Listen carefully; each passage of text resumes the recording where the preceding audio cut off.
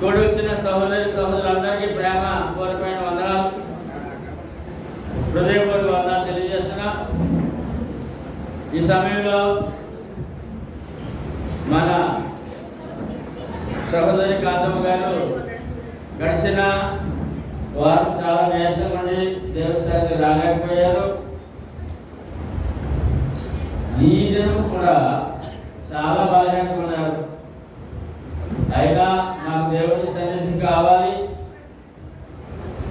ఆరాధన ఆజ్ఞ దేవుని ఆజ్ఞ పాటించాలని ఆ బిడ్డ దేవుని సన్నిధి వచ్చారు. కడు వృద్ధాప్యము, కడు బాధ్యత, సంఘానికి ఒక మాదిరి, తనకు తన కుటుంబానికి ప్రత్యేక వందనాలు తెలియజేస్తారు. అదేవిధంగా ఈవేళ మన మధ్యకి కార్పొరేట్ సూర్యకాంతం దేవస్థానానికి వచ్చారు. మా బిడ్డ హార్ట్ కంప్లైంట్లో ఆపరేషన్ కూడా జరిగింది. దేవుడు కరుణించారు. అదే సమయంలో తన భర్త వేరాలుగా కోల్పోయి ఉంది.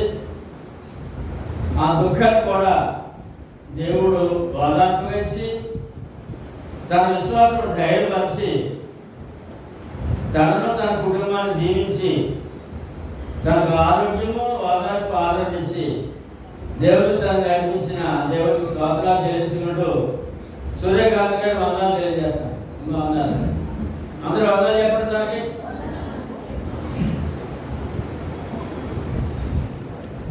తర్వాత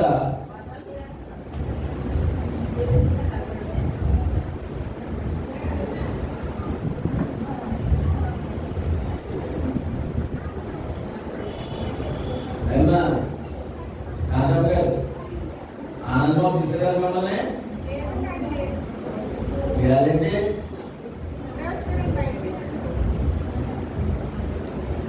ఎలా వచ్చారు బాబు?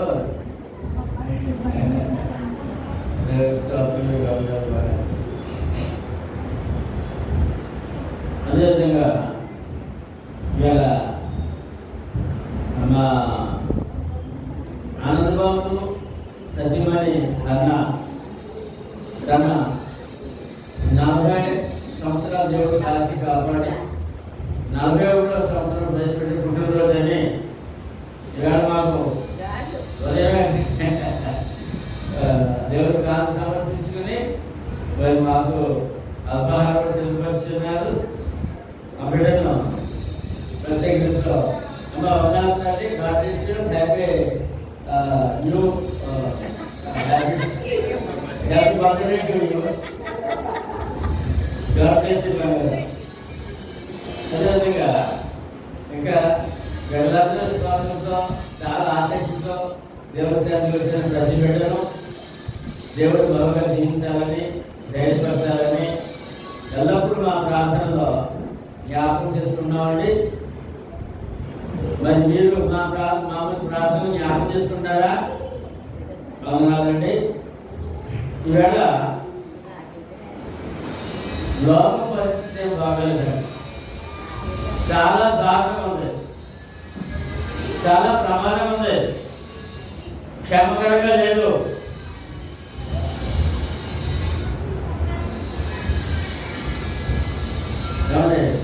అనుక్షణము దేవుడి కాపుదల కావాలి మనకి. గత వారము మనకి ప్రేమలు ఏర్పాటు చేసి అనేక వేడు దేవుడు చేశాడని, ఎన్నో సంవత్సరాల శ్రమ ఒక రోజు తీర్చాడని ఆనందంగా దేవుడి సన్నిధిలో సంఘం అంతా ఉంటాడు, భక్తులంతా ఉంటాడని చెప్పి ప్రేమలు ఏర్పాటు చేసిన వారి తన కుటుంబానికి మరి వందలు తెలియజేస్తున్నా. వందాలి. అదే సమయంలో మళ్ళా చెప్పాల్సిన బాల్యంగా ఆ బిడ్డ చోటు చేసుకుంది. దాని ఆపరేషన్ కూడా ఉందని ఆ కుమారుడు అహర్నిశలో తల్లి కొరకు వేదన చెందుతున్నాడు, సేవ చేస్తున్నాడు. ఆ బిడ్డ గారు మీరు ప్రార్థన జ్ఞాపకం చేసిన వాడి ఆరోగ్య కొరకు కుటుంబాన్ని చాలా పట్టుకుని బిడ్డలను మార్గం నడిపించండి. కనుక లోకం ఎలా ఉందంటే ఇప్పుడు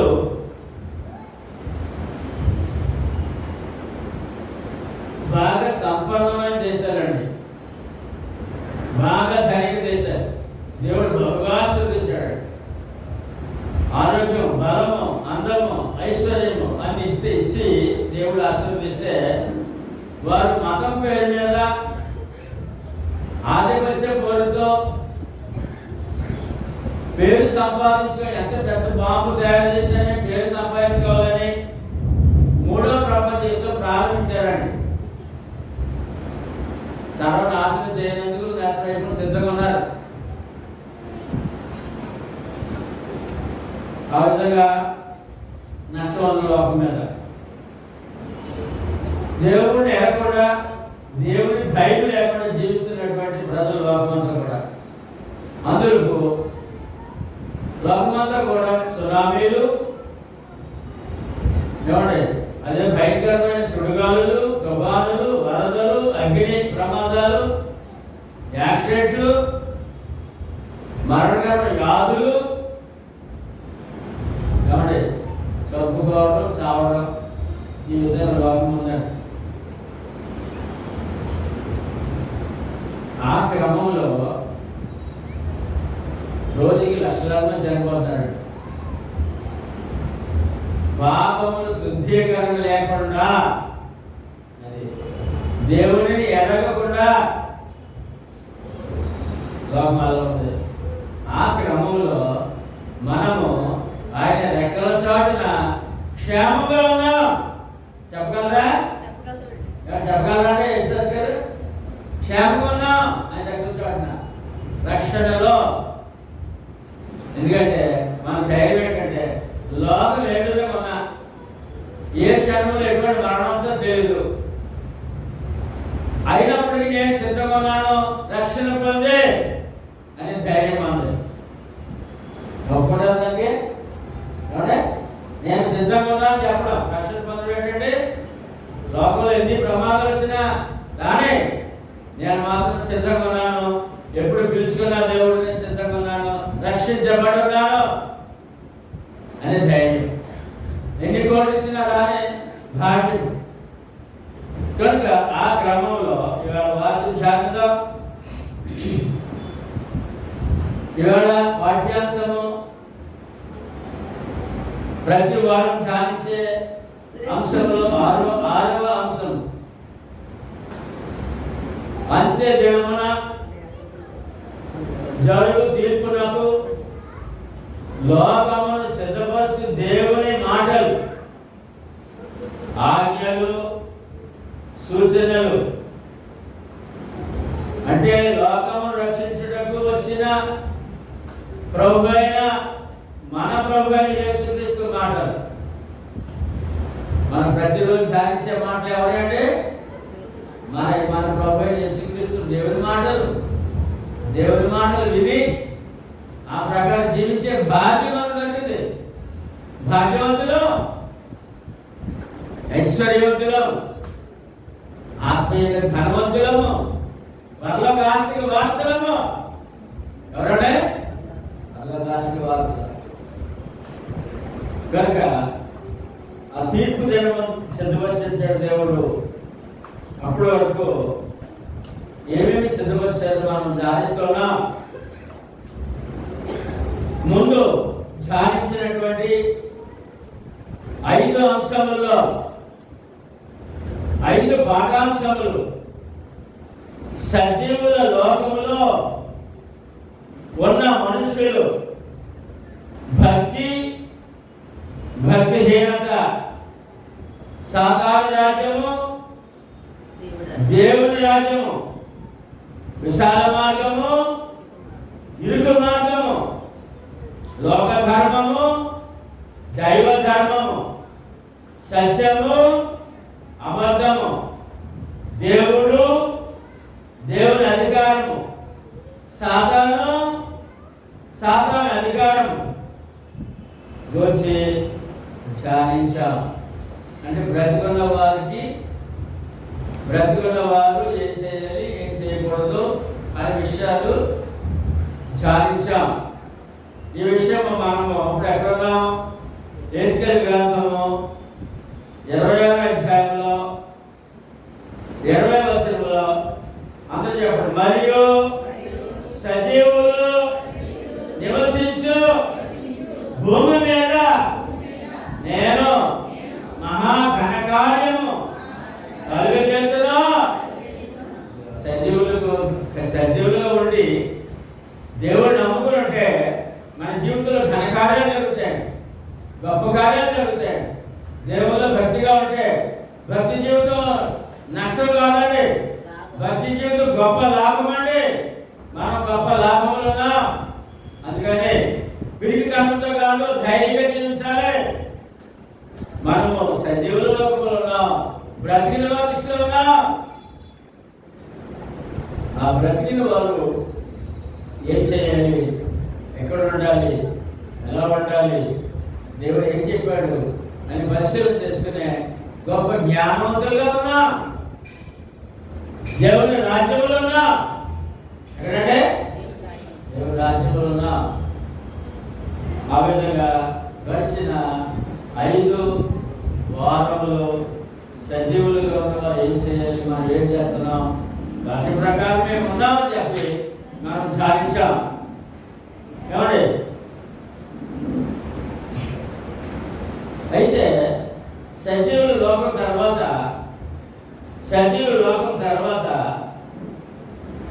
ఏమండి, ఈ లోకంలో మరణం ఉంది కదా. మరి ఏమన్నాడే? మరణం తర్వాత మృతుల లోకము. ఎలాగంటే మృతులకు లోకము. సజీవులకు ఎలా లోకం ఉందో మృతులు కూడా, చనిపోయిన వారు కూడా లోకం ఉంది. అయితే లోకానికి ఈ నమ్మకం లేదు. మట్టి గాలి ఇవే చేస్తే రెండు. చనిపోయిన తర్వాత ఏమీ లేదు, లేదని మూఢ నమ్మకంతో జీవిస్తున్నారు, స్వేచ్ఛగా జీవిస్తున్నారు, దేవుడు లేకుండా జీవిస్తున్నారు, దేవుడు నమ్మకుండా జీవిస్తున్నారు.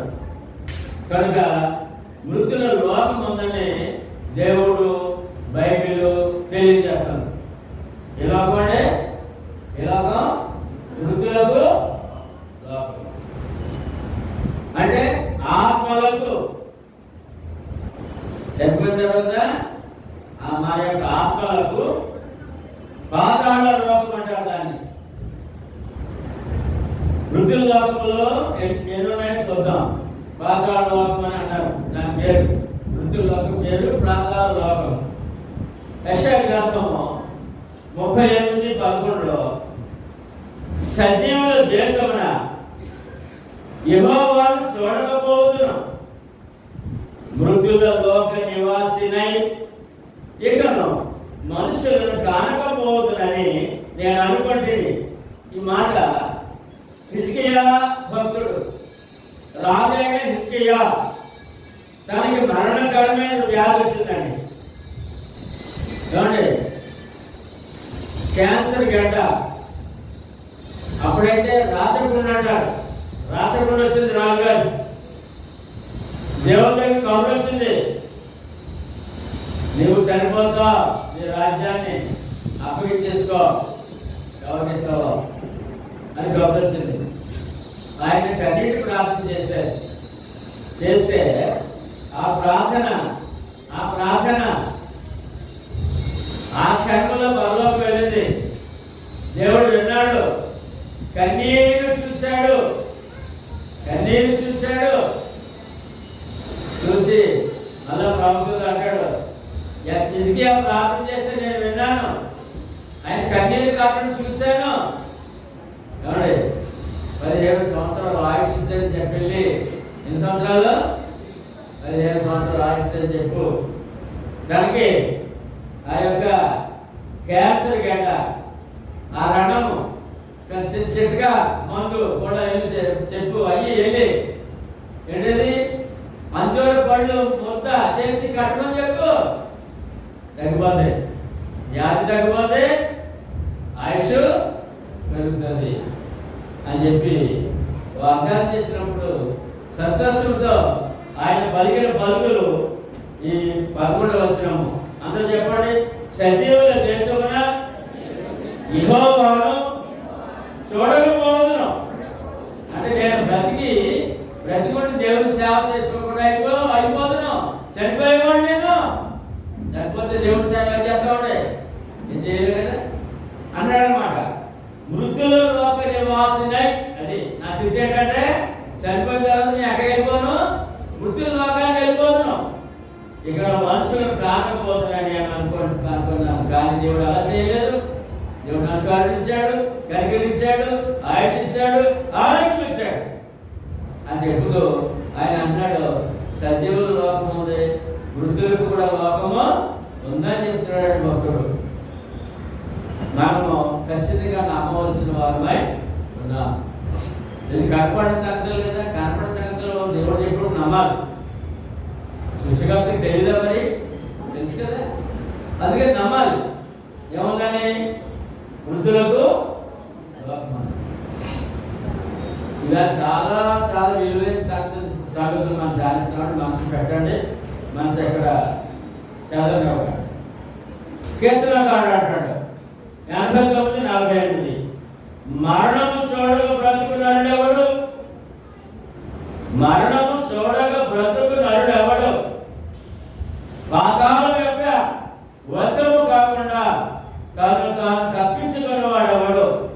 లోకంలో ఏ మానవుడు మరణాన్ని తప్పించుకోలేడు. మరణం అయిన తర్వాత ఎక్కడికి వెళ్తాడు? పాతాళ లోకము. మరి భక్తుడైన దావీదు బోధించున్నాడు. ప్రకటన 1:18 యేసు ప్రభు పరలోకాన్ని పలుకుతున్నాడు. ఆయన నేను మొదటి వాడను, కడపటి వాడను, జీవించువాడను, మృతుడనైతేనే. ఏమయ్యాడంటే నిత్యముడే దేవుడు మన కొరకు మృతి పొందాడు అన్నాడు ఆయన. మృతుడనైతేనే కానీ ఇదిగో యోగాయుగములో సజీవుడునై ఉన్నాను. మన దేవుడు ఎవరండి? యోగాయుగాలు సజీవుడైన దేవుడు ఆయన. మరియు మరణం యొక్కయు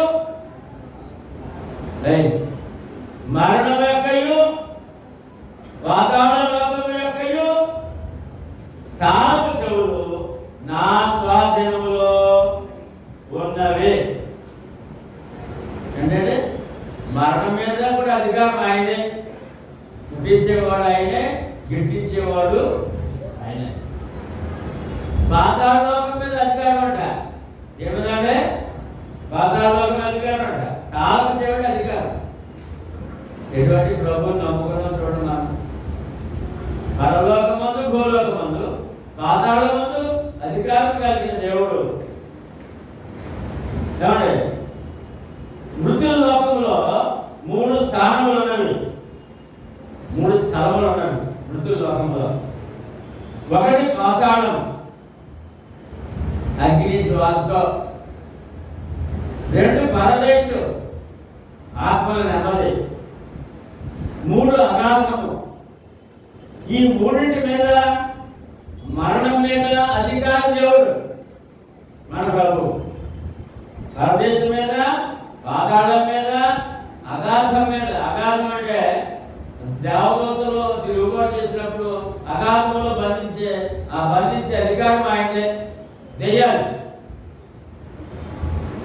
పరదేశం అంటే భక్తులను నెమ్మదిగా ఉంచే స్థలము, ఆయనే అధికారం. పాతాళం అంటే అగ్ని జ్వాల పంపేసి అధికారం కూడా ఆయనే. మరణం మీద అధికారము ఆయనే. ఈ 3లో మనం ఇవాళ ధ్యానించేది ఏంటంటే పాతాళం ధ్యానిద్దాం, పరదేశం, అగాధం రేపు వచ్చే వారం ధ్యానిద్దాం. ఈ వారం అయితే పాతాళం. జీవితకాలం అంతా ఈ పాతాళం వెళ్ళేవాళ్ళు ఎవరు? జీవితకాలం అంతా పాపముతోనే పాపిగా పాపము చేస్తూ పశ్చాత్తాపం లేకుండా మారు మనసు పొందకుండా దైవ భయం లేకుండా. నీ భయం అంటే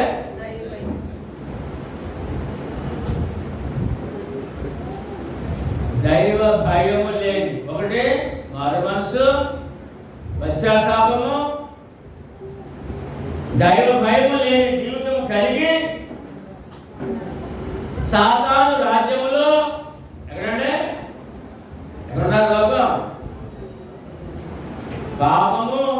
పాపముతోనే పాపిగానే పాపం చేస్తూ పశ్చాత్తాపము లేని, మారు మనసు లేని, దేవుని భయం లేని జీవితం కలిగిన వారు సాతాను రాజ్యంలో ఉన్నారు.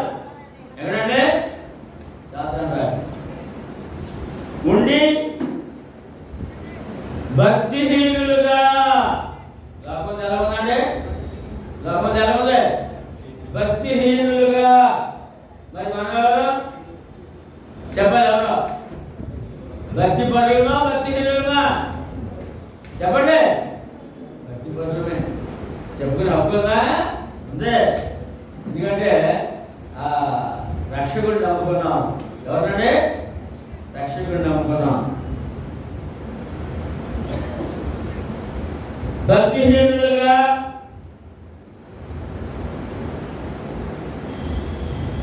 మరణిస్తే, అది భక్తిహీనులుగా మరణిస్తే మరణాంతరం. భక్తిహీనుల ఆత్మలు యాతన పడే స్థలమే పాతాళం. ఏమీ లేదు. అందుకే సుఖం అనిపించేద్దాం, శుభ్రంగా తాగేద్దాం, తినేద్దాం, సంపాదన చేద్దాం, పిల్లలకు సంపాదన చేద్దాం. ఇలా లోకము దేవుడి భయం లేకుండా, దేవుడు అక్కర లేకుండా జీవిస్తున్నారు. వారు గతి ఎక్కడంటే పాతాళంలో అగ్ని జ్వాలకి వెళ్ళిపోతారు చనిపోయిన వెంటనే అనే విషయాన్ని ఇక్కడ వాక్యం ద్వారా మనం తెలుసుకుంటున్నాం. ఈ విషయాన్ని ఇద్దరు లాజరు ధనవంతుడనే ఇద్దరు గురించి యేసు ప్రభు వారు యూదులై ఉన్నారు. వారు ఇరువురు చనిపోయిన వారి గురించి యేసు ప్రభు తెలియజేస్తున్నారు. లాజరు ధనవంతుడు మరణం తర్వాత వారి ఆత్మలకు నివాస స్థలము, వారి ఆత్మలకు నివాస స్థలములు, వాటి స్థితిగతులను గురించి ప్రభు వివరముగా తెలియజేస్తున్నాడు. లాజరు ధనవంతుడు వారి మరణం తర్వాత మరణించారండి. వారి ఆత్మల నివాస స్థలములు, వారి స్థితిగతులు ప్రభు వివరముగా తెలియజెప్పారు అని బైబిల్లో రాయబడి ఉంది. ఏమండి? లోక సువార్త 16వ అధ్యాయం 22 నుంచి 25 వరకు రాయబడితే, నా దరిద్రుడు చనిపోయి దేవదూతల చేత అబ్రహాము రొమ్మున ఆనుకొనుటకు పరదేశుడు కొనుక్కోబడెను. భక్తిగా ఉన్నవాడు చనిపోతే ఎక్కడికి వెళ్తాడండి? పరదేశు అంటే అబ్రహాము పూర్వం భక్తులంతా ఉన్నటువంటి నెమ్మది పొందే స్థలం. అబ్రహాము రొమ్మున ఆనుకొనుటకు పరదేశు కొనుక్కోబడెను. ధనవంతుడు కూడా చనిపోయాడు. ధనవంతుడు ఉంటాడా? మరి ఉంటాడా? ఉండడా? పాతి పెట్టబడను. చనిపోయాడు కనుక పాతి పెట్టేశాడు. అప్పుడు అతడు పాతాళంలో బాధపడచ్చు. ఎక్కడంటే పాతాళంలో బాధపడుతున్నాడని బాధపడచ్చు. కన్నులెత్తి అంటే బ్రతికొండగా భూమి మీద కష్టానుసారం జీవించి కన్ను మూసి చనిపోయినాడు. ఏమంటామండి? కన్ను మూసాడండి అంటాం. ఏమంటే ఒక్కొక్కళ్ళు కొన్ని కళ్ళు చనిపోయిన కళ్ళు తెరిచి ఉంటాయండి. కారణం తెలియదు మనకి. అప్పుడు ఆ కుటుంబ సభ్యులు ఏం చేస్తారంటే ఆ కళ్ళు మోస్తారు. ఆ కళ్ళు అప్పుడు మోస్తారు. ఎప్పుడైనా చూసారు లేదు? అంటే ఇక్కడ అర్థం చనిపోయిన వ్యక్తి ఇక్కడ కన్ను మూసాడు, మరి ఎక్కడ తెరిచాడు కన్ను? పాతాళంలో కన్ను తెరిచాడు అంటుంది ఇక్కడ. కన్నులెత్తి దూరం నుండి అబ్రహామును అతని రొమ్మును ఆనుకొని ఉన్న లాజరును చూచి, తండ్రి అయిన అబ్రహామా, నా యందు కనికరపడి తన వేలి కొనను నీళ్ళలో ముంచి నా నాలుకను చల్లార్చుటకు లాజరును పంపుము.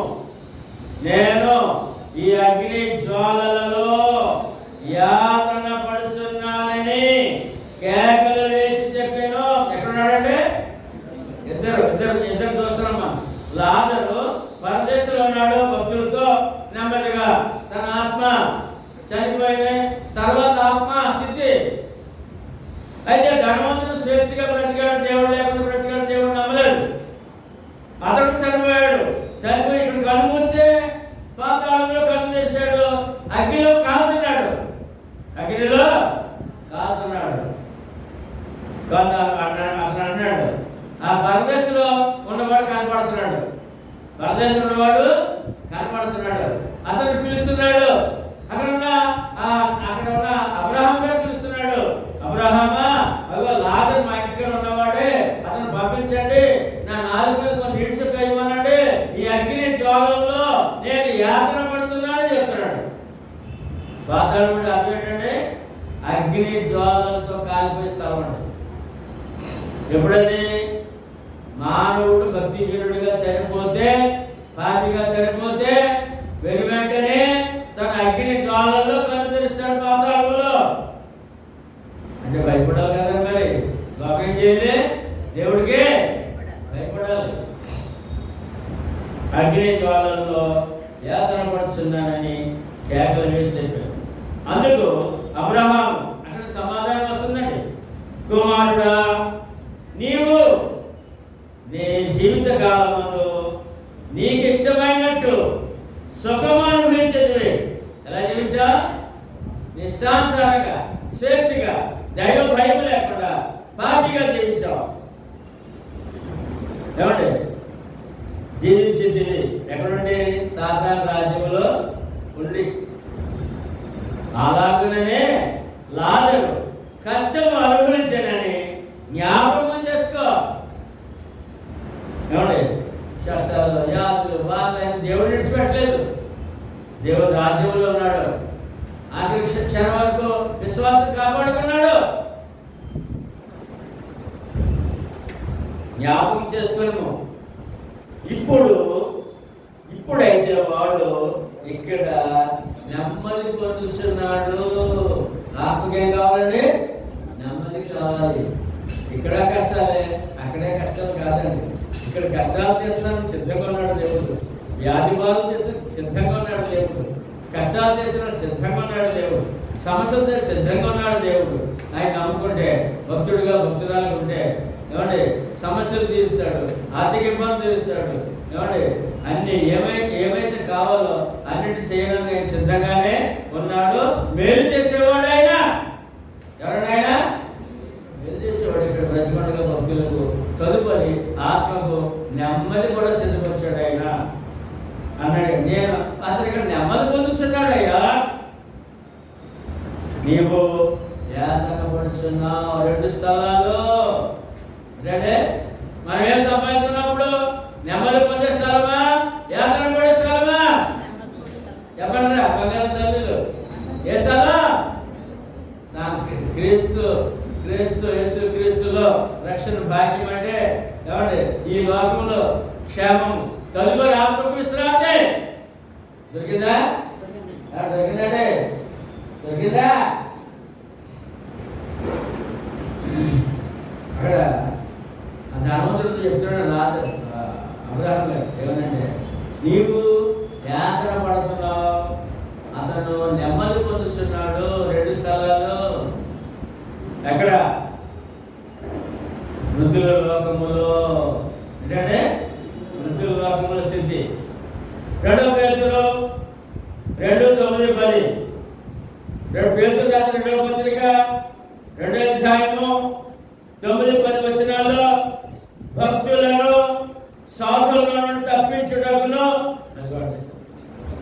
భక్తులను రెండు రకాలు తప్పించి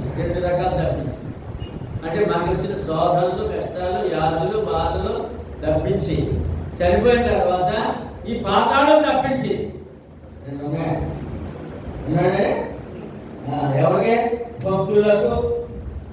భక్తి జీవితం లాభమా నష్టం చెప్పినప్పుడు అదే అన్నాడు, భక్తులను శోధనలను తప్పించడమును దుర్నీతి పరులను ఎవరంటే దుర్నీతి పరులను ముఖ్యముగా మలినమైన దురాశ కలిగి శరీరానుసారంగా నడుచుకును వారిని. అంటే పాపం చేస్తూ పాపంలో ఉండి పాపిగానే జీవిస్తూ చనిపోయిన వారు శరీరానుసారముగా, ఆత్మానుసారం కాదు, శరీరానుసారముగా నడుచుకొను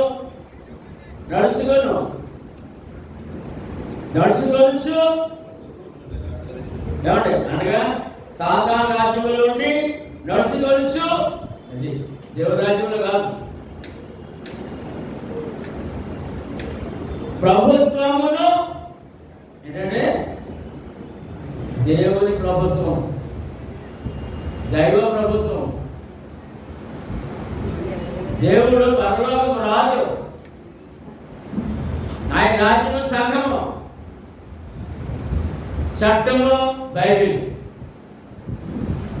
ప్రభుత్వం నిరాకరిస్తారంట, ఆయన అధికారం ఒప్పుకోరంట, లోకం ఒప్పుకోవట్లేదు. మరి ప్రభుత్వమును, ఆ రాజును, ఆ రాజ్యాన్ని, ఆ చట్టాన్ని, ఆ బైబిల్ని తిరస్కరిస్తే శిక్షలో ఉన్నవారు ఎక్కడంటే శిక్షలో ఉంచబడిన వారిని, ఈ పాత్రలు ఎవరికంటే శిక్షలో ఉంచబడిన వారిని తీర్పు దినం వరకు, ఎప్పుడు వరకంటే ప్రభు రెండోసారి వచ్చి లోకాన్ని తీర్పు తీర్చే వరకు కావల్లో ఉంచుటకు. అది పాతాళం అంటే ఏంటంటే ఏదైనా గొడవైంది అనుకోండి, పెద్ద కొట్టేసుకుంటారు, తిట్టేసుకుంటారు, పోలీస్ స్టేషన్ దాకా వెళ్ళిపోతుంది గొడవ. పోలీసులు ఏం చేస్తారంటే తీసుకెళ్ళి ముందు సెల్ వేస్తారు, సెల్ అంటారు దాన్ని. అంటే ముందు తీసుకెళ్ళి ఇక్కడ సెల్ ఉండదు, దానిలో పడేస్తారు. కేసు గీసి అన్ని ఆధారం తీసుకుని కేసు కట్టిన తర్వాత కోర్టుకి అప్పిస్తారు. అక్కడ తీర్పు జరుగుతుంది. తీర్పు జరిగే వరకు ముందు ఒక సెల్లో పెడతారనమాట పోలీసు వారు, ఒకసారి భద్రంగా పెడతారు. ఇక చనిపోయిన వ్యక్తి ఆత్మను ప్రభు వచ్చి తీర్పు తీర్చే వరకు కావలసిన స్థలమే పాతాళము. చూడండి, కావలలో ఉంచుటకై ప్రభు సమర్థుడు. ఎవరంటే మన ప్రభు లోకంలో రక్షణ సమర్థుడు, పోషించే సమర్థుడు, ఆరోగ్య భాగ్యానికి సమర్థుడు, పుట్టించే సమర్థుడు, మరణాన్ని పిలిచే సమర్థుడు, తర్వాత ఈ ఆత్మ ఎక్కడుందో ఉంచే అన్ని విధాల సమర్థుడైన దేవుడు మన దేవుడు.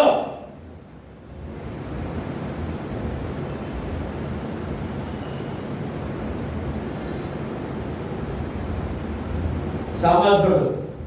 వీరు తెగు గలవారు. ఎవరండి? ఈ పాపం చేసేవాడు ఎవరండి? తెగువ. నేను తెగించాను అన్నిటికీ, నేను రెడీ. తెగించానంటారు ఒక్కొక్కడు, తెగించాను నేను జరిగాను రెడీ. నాకు ఎవరు చెప్పక్కర్లేదు. దేవుడు లేడు, దైవం లేదు, ఏమంటే పెద్దలు లేరు, చిన్నలు లేరు, ఎవరన్నా చెప్పక్కర్లేదు అంటారు కదా అని ఉంటారు. అలా ఇప్పుడు ఈ దైవ భక్తి లేని వారు తెగువ గలవారంట, తెగించిన వారు. ఏమైనా ఏముంది నాకేమీ చెప్పద్దు, నరకమైనా నరకం పోతాను, నా పాత్రలు పోతాను, లేకపోతే నా చేస్తాను, బతుకుతాను, నా గొడవ నీకెందుకు అని చెప్పి తెగువ గలవారంట. భక్తి ఏంటంటే స్వేచ్ఛాపరులు. ఎవరంటే లోకంలో ఎవరు చెప్పండి, చెప్పండి ఎలా అవుతాయి? స్వేచ్ఛాపరులు. మహాత్ములు దూషింప నెరవేరాడు అంటే దేవుని మహిమలను దూషిస్తారు, దేవుని త్యాగాన్ని, ప్రభు మన పాపాల కొరకు పొందిన త్యాగాన్ని దూషిస్తారు.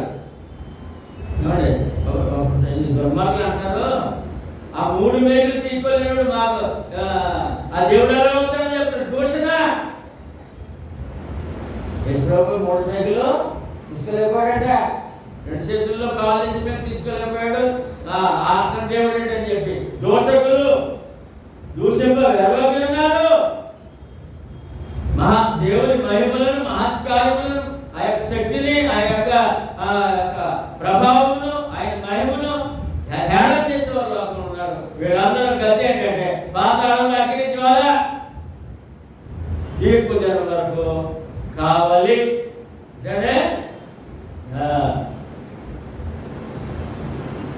అనే విషయాన్ని చాలా స్పష్టంగా ఈ పాతాళం అంటే తీర్పు దినం వరకు కావలలో ఉంచబడిన వారు అని చెప్పి ఇక్కడ అర్థం చాలా స్పష్టంగా పేతురు పత్రికలో పేతురు గారు ఆత్మ ద్వారా రాసి పెట్టిన గొప్ప విలువలతో కూడిన వాక్యం అంటే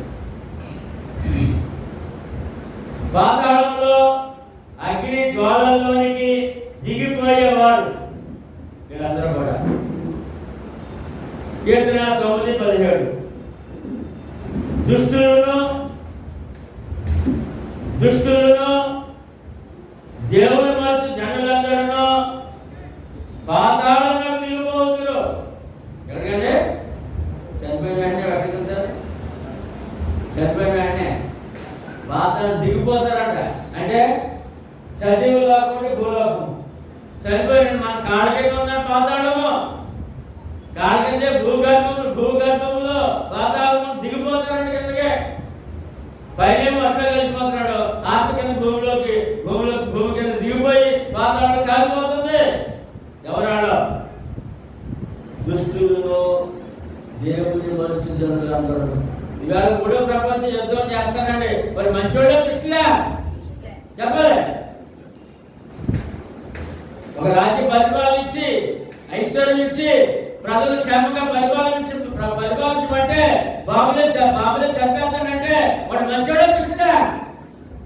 చెప్పడే. దుష్టులను దేవుని మనుషు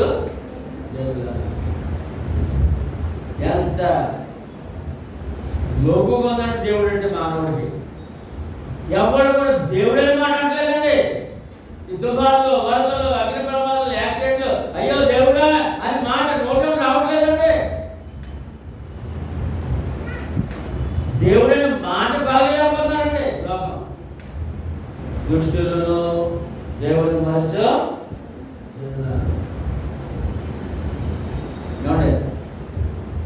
ఒకడు చాలా దుర్మార్గుడంట. కుటుంబం చాలా కష్టపడ్డాడు. కుటుంబాన్ని ఏం పోగొట్టాడు. రోగం వచ్చింది, మరణశైలి ఉన్నాడు. ఎప్పుడు దేవుడు లేదు, దేవుడిని దూషించేవాడు. నేను నా గొప్ప, నా శక్తి అనేవాడంట. వయసు అయిపోయింది, మనకి రోగం వచ్చింది. కుటుంబ సభ్యులందరినీ బాగా పోషించాడు కదా. మరి అతన్ని కుటుంబం ప్రేమించి ఒక మాట దేవుడా అనిపించాలని ప్రయత్నం చేశాడంట. దేవుడు అనలేదంట. ఏవో ప్రయత్నం చేసి ఏం అనలేదంట. ఒకసారి ఏం చేశారంట, ఈ యొక్క కొబ్బరి నార తెచ్చారంట. ఏంటంటే కొబ్బరి నార పీసు కొబ్బరి పీసు నార తెచ్చి పీసు. ఆ నార తెచ్చి ఇదేంటి అన్నారంట. అది నార దేవుడు నారాయణ కదా. మరి నార అంటాడేమో నారాయణ మాట కూడా వస్తుందో ఆఖరి పర్లో వెళ్తాడో ఆత్మ రక్షించబడి ఆ ప్రయత్నం అనమాట. పీస్ అన్నాడట. ఏమన్నాడా నార అన్నాడట. దాని నార, ఇది కొబ్బరి నార అన్నాడు. ఆడు ఏమన్నాడు, పీస్ అన్నాడట. ఈ పని అయిపోయింది. ఇప్పుడు అది అనుకున్నారు. చచ్చడికి ఆత్మ కూడా పోయి తిరిగి ఆఖరిని కూడా అనిపించలేకపోయాం. ఇవాళ ఈ మాట ఎందుకు చెప్తాను తెలుసా? లోకమంతా అలా ఉంది. దేవుడే మాట పలికినందుకు చాలా ఇబ్బందులు ఉన్నారు. మనం అందులో ధన్యమైన నాడే నా కనుక దుష్టులను దేవుని మనసు జనులందరూ పాతాళమునకు దిగిపోతున్నారు. ఎక్కడికి వెళ్ళిపోతారు చూడండి. లోకమంతా ఏమండి, రోజుకి 2 లక్షల మంది, ఇంచుమించు 2 లక్షల మంది ఎక్కడ వెళ్తారు? పాతాళానికి.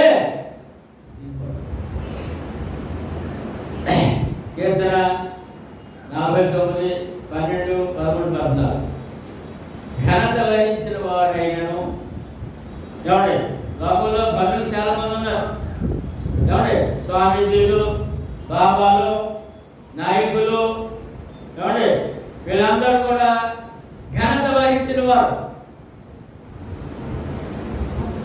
ఘనత వహించిన మనుషుడు నిలువజాలుడు నశించు మృగమును పోలిన వాడు. ఎంత ఘనత పొందిన చచ్చిపోయిన తర్వాత ఒక జంతువుతో సమానం. మృగం చనిపోయింది, వీడు చనిపోయాడు, అంతే లెక్క. ఆత్మకేం సంపాదించుకోలేదు. నశించు మృగముతో పోలిన వాడు. స్వాతిశయపూర్ణులను అంటే గొప్పలు చెప్పుకునేవారు. లోకంలో ఎవరు ఎక్కువ ఉన్నారు? ఇప్పుడు గొప్పలు చెప్పుకునే వారే ఎక్కువ ఉన్నారు. స్వాతిశయపూర్ణులను వారి నోటి మాటను బట్టి వారిని అనుసరించి వారికి ఇదే గతి. స్వాతిశయపూర్ణులు, ఘనత వహించిన వారు, వారిని వెంబడించే ప్రజలు, వీళ్ళందరూ కూడా వారందరికి ఇదే గతి. ఏంటి గతి? వారు పాతాళంలో, ఎందుకంటే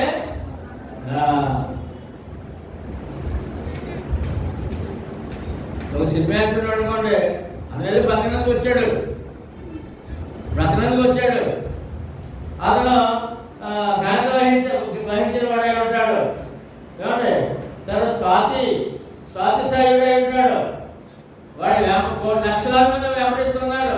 ఇప్పుడు ఈ హీరో తను వెంబడించే వాళ్ళందరూ కూడా ఎక్కడికి వెళ్ళిపోతారంటే స్వామీజీలు, ఏమన్నా ఎంతమంది నాయకులు, మరి వీళ్ళందరూ వెంబడించేవాడి నాయకులు వీరి గొప్పతనాన్ని బట్టి వీళ్ళు పాతాళం వెళ్ళిపోతారు. దేవుడు లేకపోతే, దేవుడు లేకపోతే. పాతాళంలో మందగా, ఎలాగంటే మందగా కూర్చోకూడదు. మందలు వెళ్ళిపోతారంట. ఎలాగంటే రోజుకి 2 లక్షల మంద, 2,50,000, 2 లక్షలు, 3 లక్షలు మందలకి పాతాళం పోతే ప్రదేశం కాదు, పాతాళం కాదు.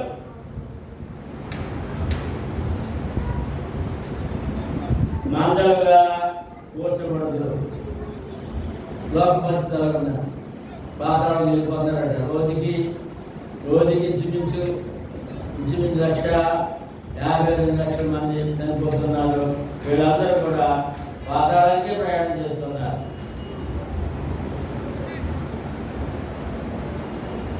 యెషయా గ్రంథం 5:14. ఇక్కడ చనిపోయిన వెంటనే ఏమంటే పాపాత్ముడిని మింగనందుకు పాతాళం రెడీ ఉన్నాడు. పాపాత్ముడు భూమి మీద చనిపోతే ఏమంటే ఆత్మ మింగేనందుకు పాతాళం రెడీ ఉన్నాడు. యెషయా 5:14. అందుచేతనే పాతాళము గొప్ప ఆశ పెట్టుకుని అపరిమితముగా తన నోరు తెరచుచున్నది. వారిలో ఘనులను, సామాన్యులను, ఘోష చేయవారును, హర్షించేవారును పడిపోతారు. ఎంతమంది వెళ్ళిపోతారండి పాతాళానికి? ఎంతమంది వెళ్ళిపోతారు? ఎంతమంది మింగేస్తుంది? పాతాళం మింగేస్తుంది అంటాడు. కాబట్టి మీరు టీవీలో యాడ్ వస్తుంది చూసారా? టీవీలో యాడ్ ఏంటంటే దోమల మందు, దోమల ఏంటంటే అలౌ చూసారా? అలౌ అది దోమలు మింగేస్తున్నారు. ఇలా మింగేసి మన నోరు చెప్పలేదు కదా, ఆ బాక్స్ పెట్టాడు అనమాట. అంటే దోమల మందు కొనుక్కోండి, ఇలా దోమలు మింగేస్తుంది ఇది అని చెప్పడానికి అడ్వర్టైజ్మెంట్ చెప్తున్నాడు అనమాట.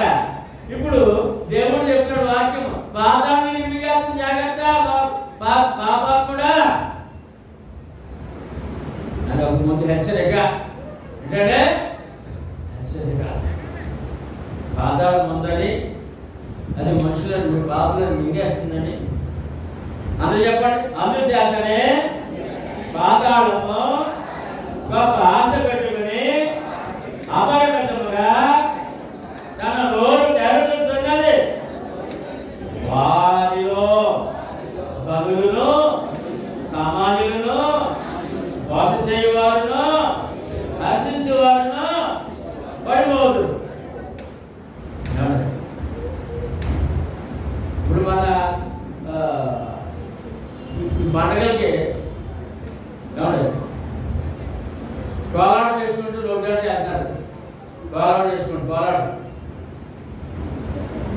చేసుకుంటూ వెళ్తుంటే చాలా మంది చూడడానికి వెళ్ళారు. రోడ్డు ప్రకారం అందరూ చూస్తారు కదా, చూస్తారు చూడరా. మా పంపలు అందరూ వెళ్ళిపోయాడు చూడండి.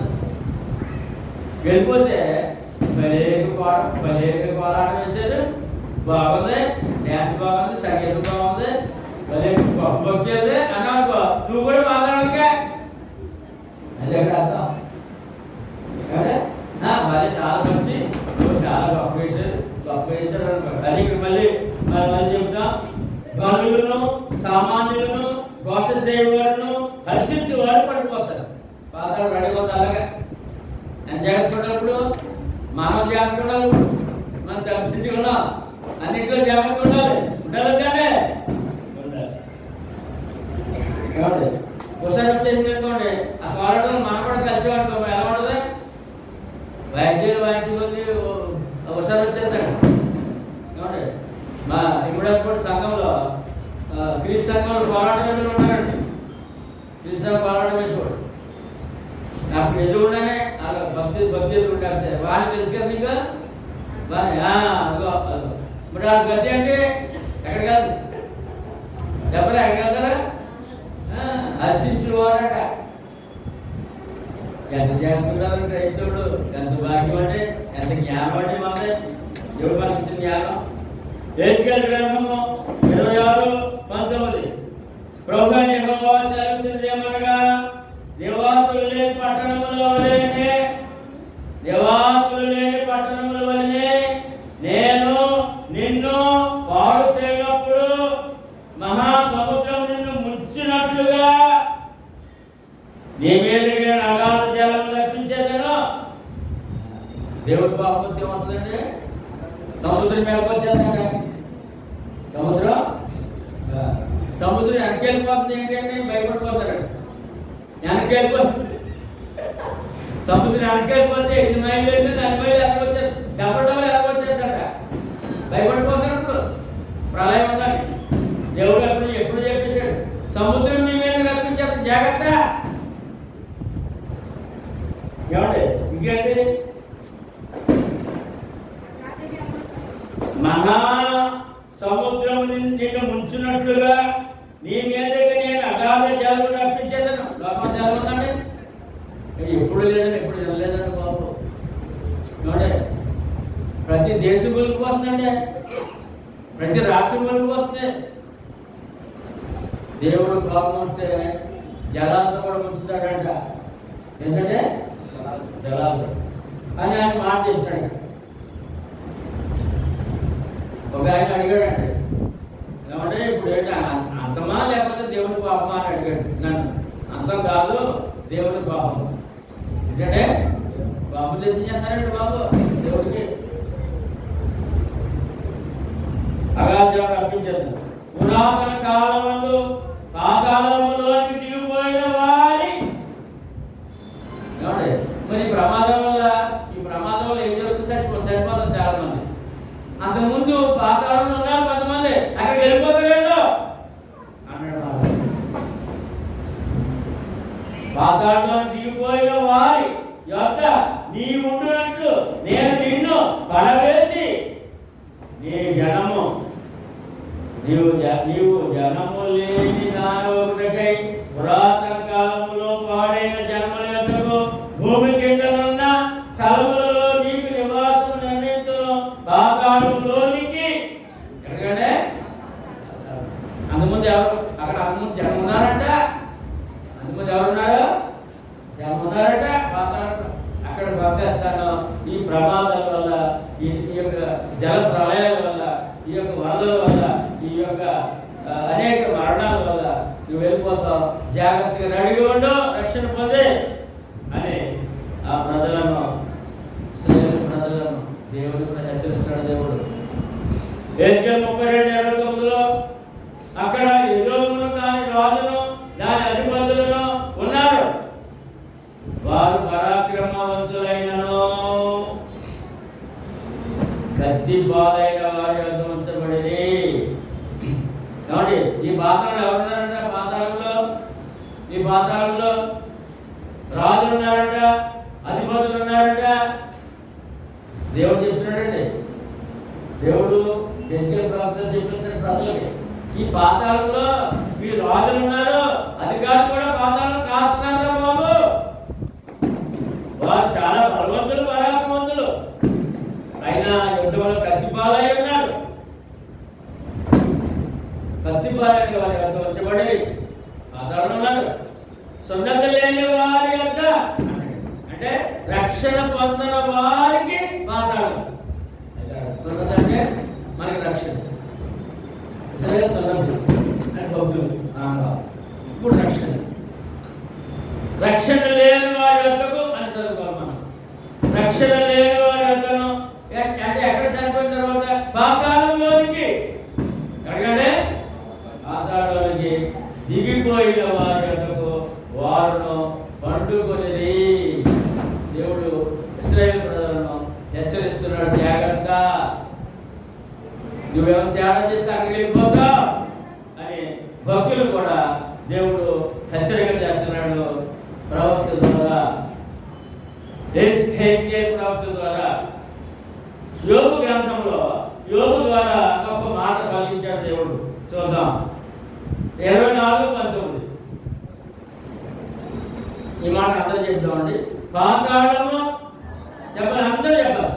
పాతాళము పాపము చేసిన వారిని పట్టుకొనును. తప్పించుకోలేడు, పాపం చేసిన దేవుడి దగ్గర తప్పించుకోలేడు. పాతాళం పట్టుకుంటుంది, పాపం చేసి చనిపోయిన వెంటనే ఇక్కడే కష్టాలే. పాపం చేసేవాడికి నష్టాలే, లాభం ఉండదు. ఏమండి, బ్రతుకు స్థిరం ఉండదు, బ్రతుకు నెమ్మదిగా ఉండదు, క్షేమం ఉండదు. చనిపోయిన తర్వాత వెంటనే పాతాళం పట్టేసుకుంటుంది, వెంటనే మళ్ళీ యాతన.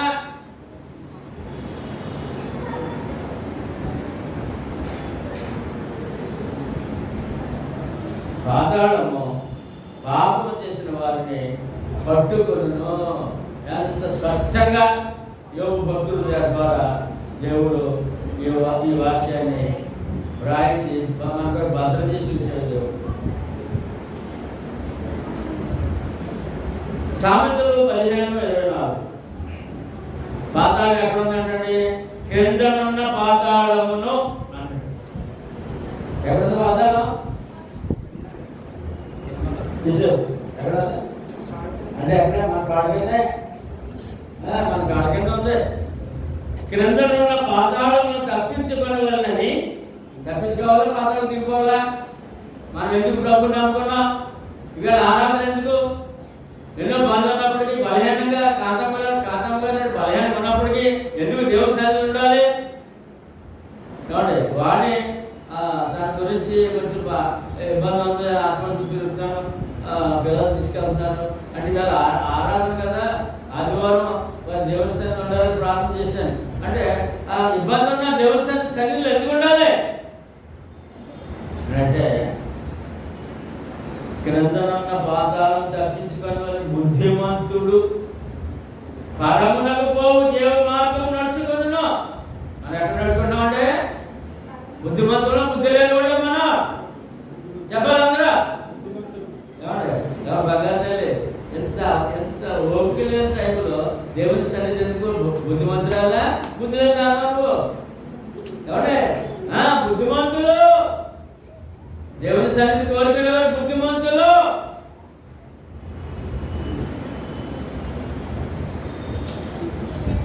క్రిందనున్న పాతాళం తప్పించుకోవాలని బుద్ధిమంతుడు పరమునకు పోవు జీవమార్గం నడుచుకున్నాను. ఎక్కడ నడుస్తున్నాం మనం అంటే ఈ లోకం విడిచిన తర్వాత లోకంలో క్షేమం ఉంది, ప్రార్థన జీవితం ఉంది, ఆదరణ ఉంది.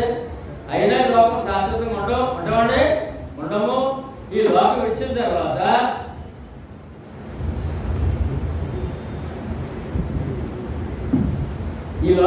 తర్వాత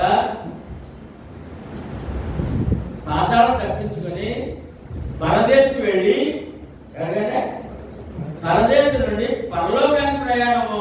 అందుకని పరమునకు పోవు జీవమార్గం నడుచుకున్నాం మనం. అది మనం దొరికిన భాగ్యము, కోట్లాది మందికి లేని భాగ్యము. అది మరి కాపాడుకోవాలా? కాపాడుకోవాలి. ఎందుకు ఆరాధన ఎందుకు చెప్పడం? ప్రయాణము. ఎక్కడికి ప్రయాణము? పరమునకు పోవు జీవమార్గ ప్రయాణము. అందుకని ఎంత అవస్థలున్నా, ఎన్ని కష్టాలున్నా, ఎన్ని సుఖాలున్నా ఖచ్చితంగా దేవుని సన్నిధిలో ఉండాలి.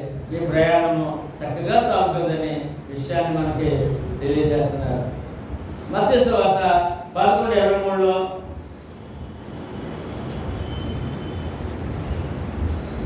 కపెర్నహూమా, ఆకాశం మట్టుకు హెచ్చింపబడినవా, నీవు పాతాళం వరకు దిగిపోయేదు.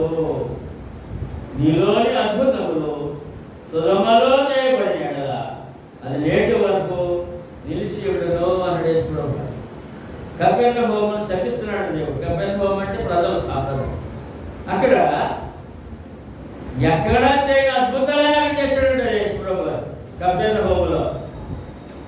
చూడండి, మార్క్స్ వార్త 2:1లో చూడండి, ఒకసారి చదవండి అన్నమాట. కపెర్నహూము అనే మాట. కొన్ని దినములైన తర్వాత ఆయన మరలా కపెర్నహూముకు వచ్చి ఆయన ఎంట ఉన్నాడని జనం వచ్చినప్పుడు అనేకులు కూడి వచ్చి ఎందుకు వచ్చారు? వ్యాధిబాధలు. ఆ సమయంలో ఎన్నో సంవత్సరాల నుంచి మంచం పట్టిన పక్షవాతంలోకి తీసుకొచ్చారు. అక్కడ ఆయన అద్భుతం చేశాడు. ఏమిటి అద్భుతం? రెండు రోగాలు తగ్గించాడండి. పక్షవాత రోగము, పాపరోగం. ఆ రోగిని అంటాడు, నీ పాపములు క్షమించబడ్డాయి అన్నాడు. ఏ ఊళ్ళోని, ఏ పట్టణంలోని? కపెర్నహూములో. చూడండి, మరి ఆయనకి పాప క్షమాపణ, ఆత్మరోగం స్వస్థత. శరీర రోగము ఎంతకాలం నుంచో ఉన్న మంచం పట్టిన ఆ పక్షవాత రోగిని పరిపెత్తుకుని వెళ్ళిపోయిందికి అన్నారు. ఇలాగా అనేక అద్భుతాలు చేసినప్పటికీ యేసు ప్రభుని వారు నమ్మలేదు, పూర్తిగా నమ్మలేదు. చూడండి, ఇంకేం తెలిసారండి? ఆ ప్రాంతంలో, ఈ కపెర్నహూము ప్రాంతంలో, ఇది గలిలే సముద్రం పక్కన ఉంటుందంటండి. గలిలే సముద్రం ఎక్కువ ప్రయాణం చేశాడు ఆయన.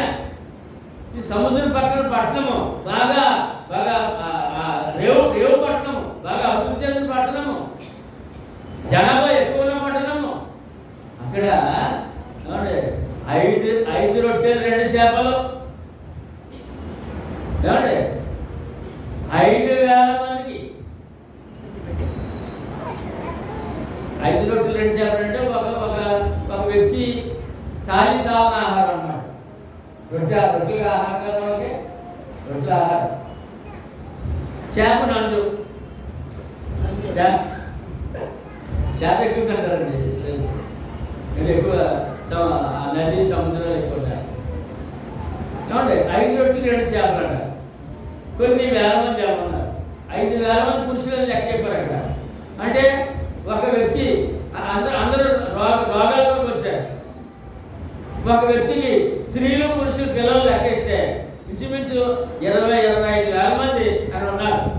యేసు ప్రభు గారు మా బోధలు వింటున్నారు, స్వస్థత పొందుతున్నారు. మరి ఆకలితో ఉన్నారు, ఆహారం పెట్టుకున్నాడు ప్రభు. మా దగ్గర ఏం లేదని అన్నారు.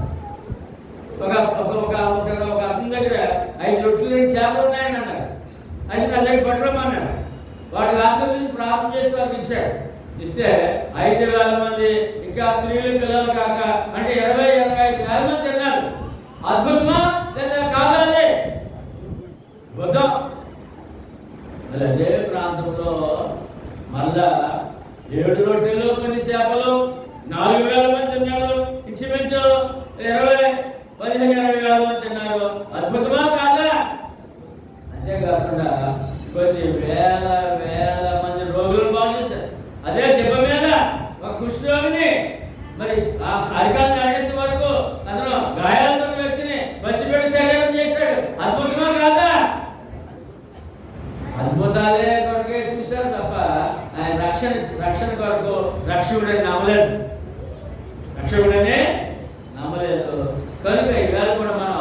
ఆరోగ్యం కొరకు ఏదో మేలు కొరకు నమ్మినట్లయితే మన ఆత్మ కూడా నాశనం అయిపోతుంది.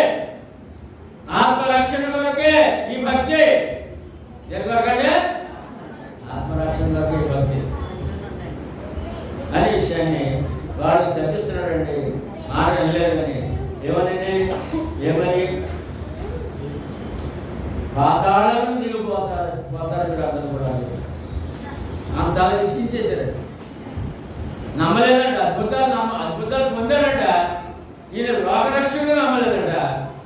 ఆత్మవిషయం నమ్మలేదంట. భౌతిక ఆరోగ్యంగా నమ్మారంట. ఈవేళ ఏమంటే కబుర్ల ప్రాంతంలో ఏమంటే ఎక్కడెక్కడ శాలలో స్వస్థ శాలలు ఇవన్నీ కూడా మరి ఎందుకు వారు నమ్ముతున్నారంటే రోగాల వరకు నమ్ముతున్నారు కనుక వారి ఆత్మ కొరకు ఈ లోకరక్షకుడని పాప క్షమాపణ కొరకని ఎవరు నమ్మట్లేదు కనుక వీరందరూ ఎక్కడ పోతారంట? పాతాళంలోకి అనే విషయం.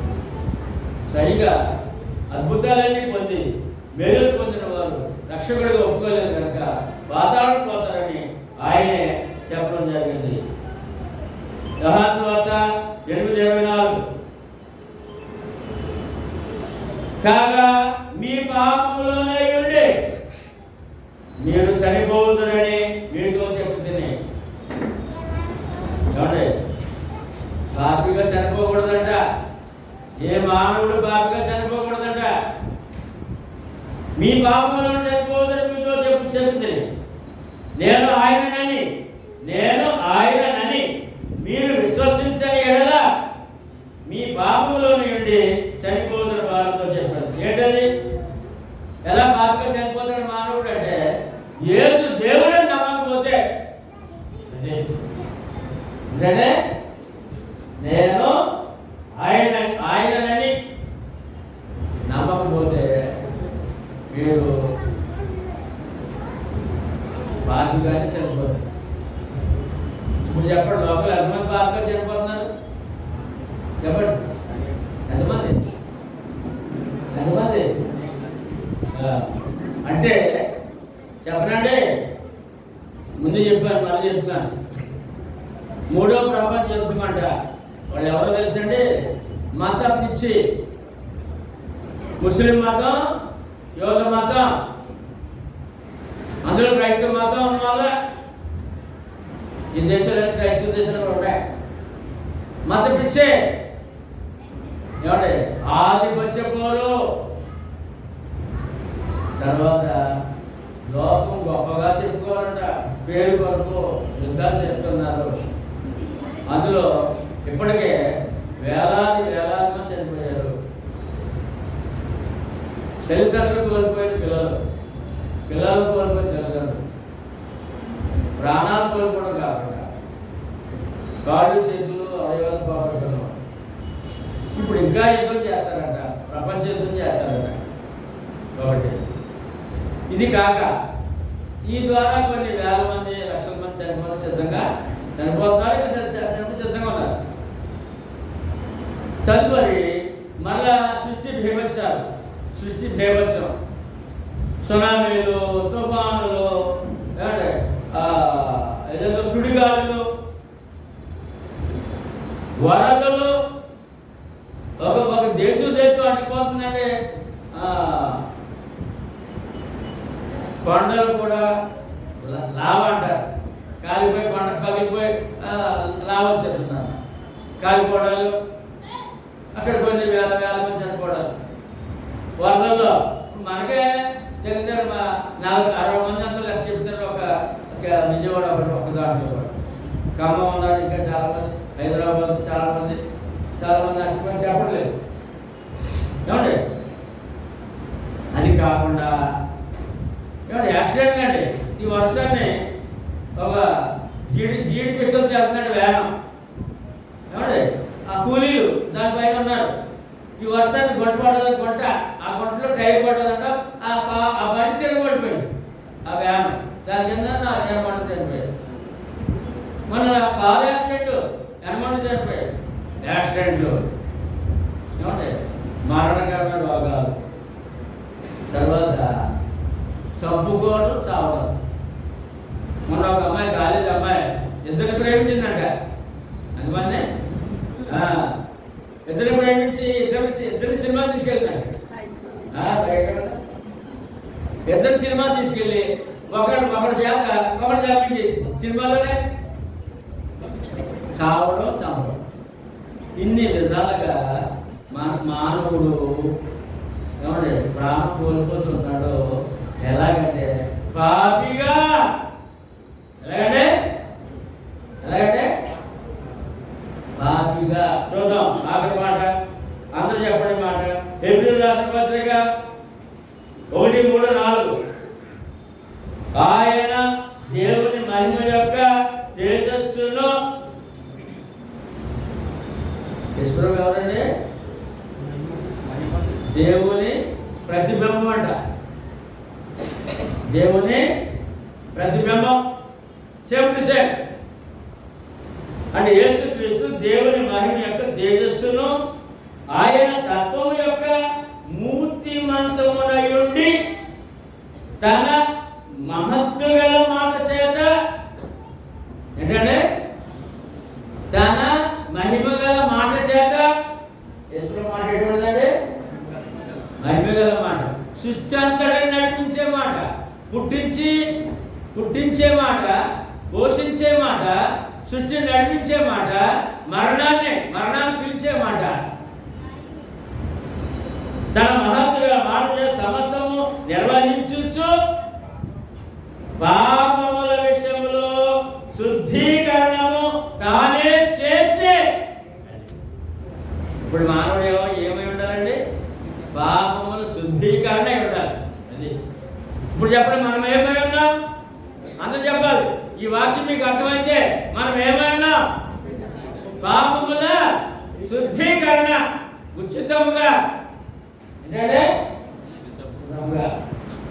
పాపం శుద్ధీకరణ.